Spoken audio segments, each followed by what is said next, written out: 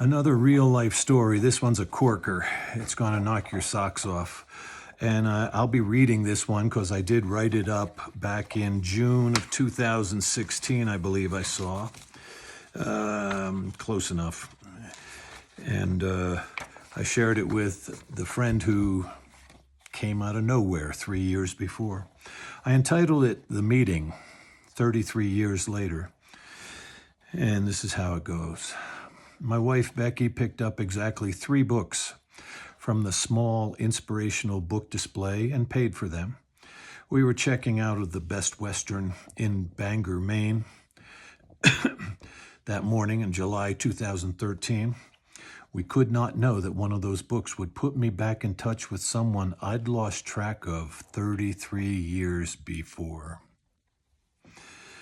In June 2013, Becky had just been furloughed for 2 weeks from her position as Director of Pastoral Care at a community hospital in Easton, PA, where she had been serving for the previous 16 years. I had left my position as a staff therapist at a small counseling center in Bangor, Pennsylvania, exactly 1 week prior to her being furloughed, having no idea that the 2-week furlough was in the works for her and several others. We were shocked. Suddenly, with 2 unexpected weeks at our disposal, we decided to make the best of it and returned to Nova Scotia, where we had honeymooned 7 years before.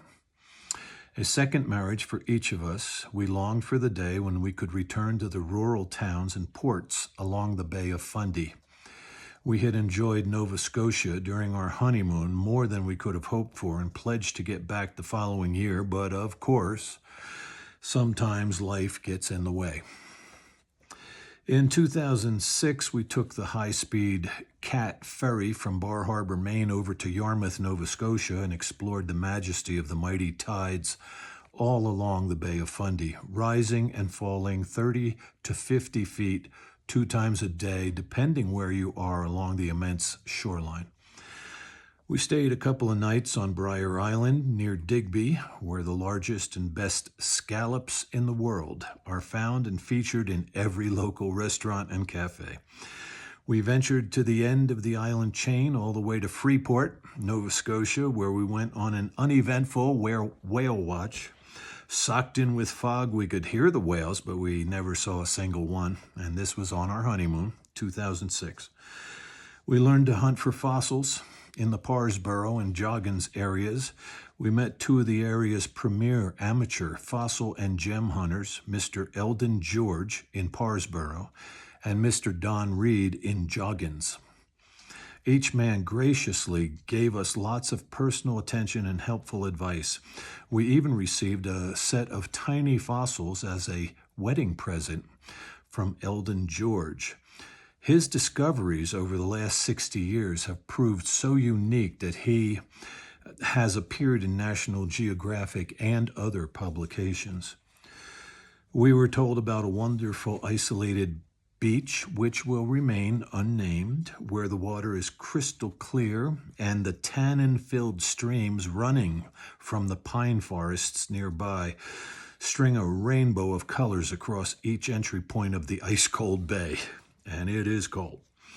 We fell in love with a beautiful town named Lunenburg along the south shore, and we got up at 3 a.m. to watch the tidal bore flow upstream at Truro. Truro, Truro. We marveled at the flower pots, also known as Hopewell Rocks, along the New Brunswick side of the Bay of Fundy as we headed home in 2006. Nova Scotia in 2006 was the perfect way to celebrate our marriage, and yes, we were anxious to get back to Nova Scotia. June 2013, 7 years later, we were finally back in Nova Scotia. This time we knew we wanted to stay off the beaten track, and we hoped to improve our fossil hunting abilities. Nova Scotia has some of the best plant fossils in the world. The huge tides, highest in the world, eat away at the rock cliffs twice a day, revealing plant and animal imprints and fossilized remains that have not seen the light of day for eons.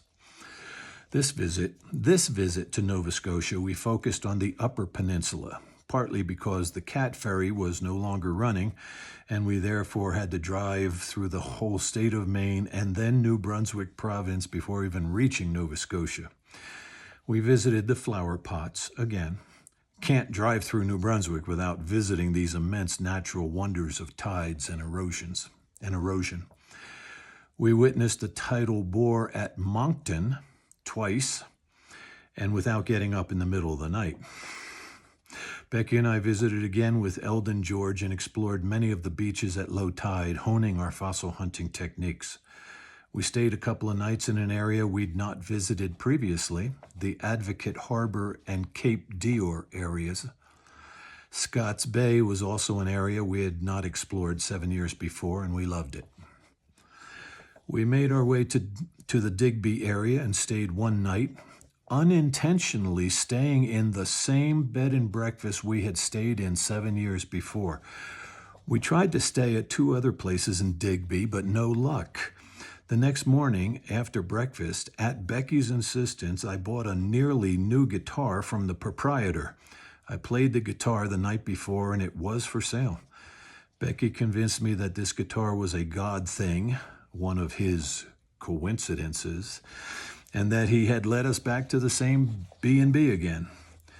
The next day, we took a ferry from Digby, Nova Scotia to St. George, New Brunswick, and I enjoyed a fabulous afternoon whale watch in St. Andrews, New Brunswick, spotting numerous pilot whales on a picture-perfect day.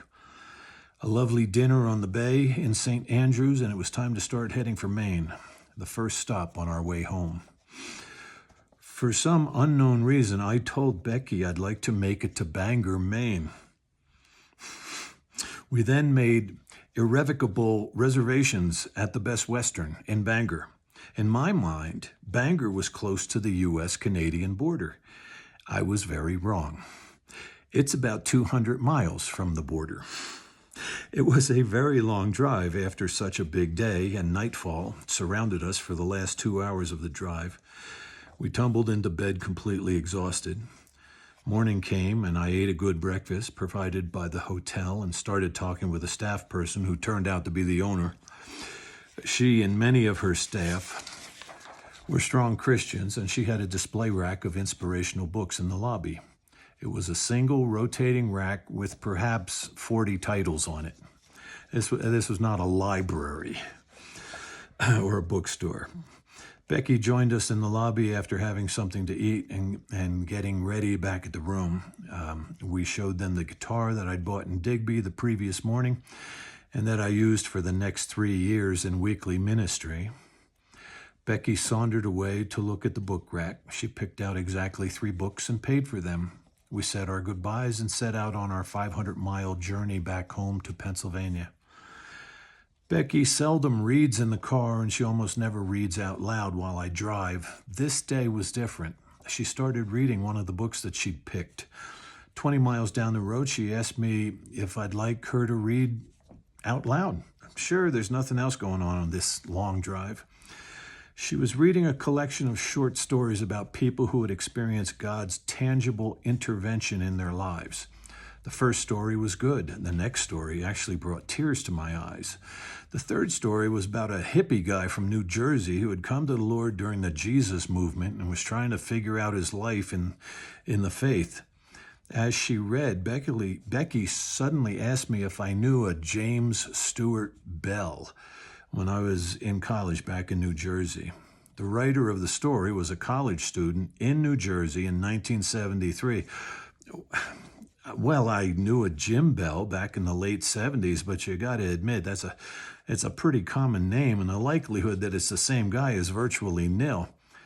I had sung at Jim's wedding in 1976, and we were both in another friend's wedding the following year.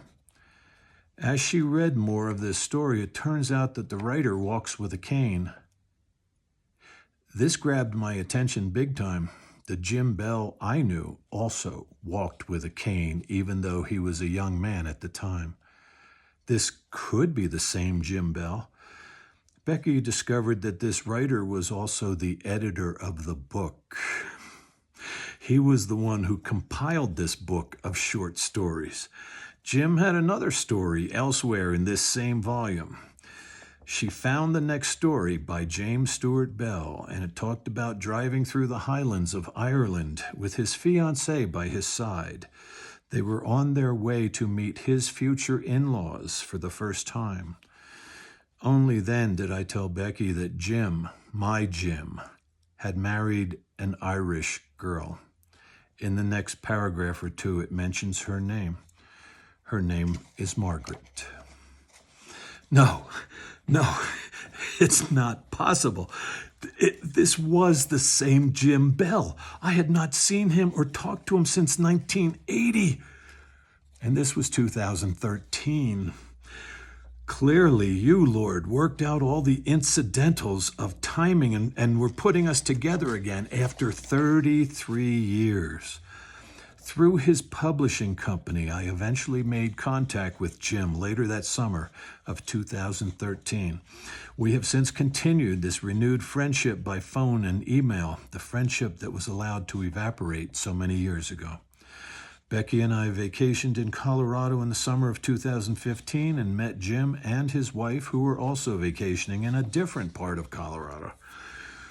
The only day that would work for getting the two couples together was, another coincidence, Jim's 60th birthday. Clearly, God was at work putting all the pieces in place to reconnect two old friends. God is in the business of orchestrating and restoring our lives for his purposes, if we are available and compliant. Think of all the coincidences, quote, coincidences that had to happen for this reconnection with Jim. Becky and I both needed to be off from work. We chose to revisit Nova Scotia as opposed to 10,000 other destinations. On the return trip home, I foolishly decided to try to make it to Bangor, Maine without checking a map. We made hotel reservations after 6 p.m. You would forfeit the money if we do not check in. We stayed at a hotel run by a Christian lady who had a book display rack. Becky picked out 3 books to buy out of only 40 titles. The likelihood of knowing any of the authors on that small book rack, nil. Becky started reading The Book by Jim Bell out of the 3 that she selected. Becky was reading out loud to me. That seldom happened in the past. She did not tell me the names of the first 2 short story writers. Becky picked one of Jim's stories to read. She asked me if I knew a James Stuart Bell in New Jersey in 73. I met him in 1976.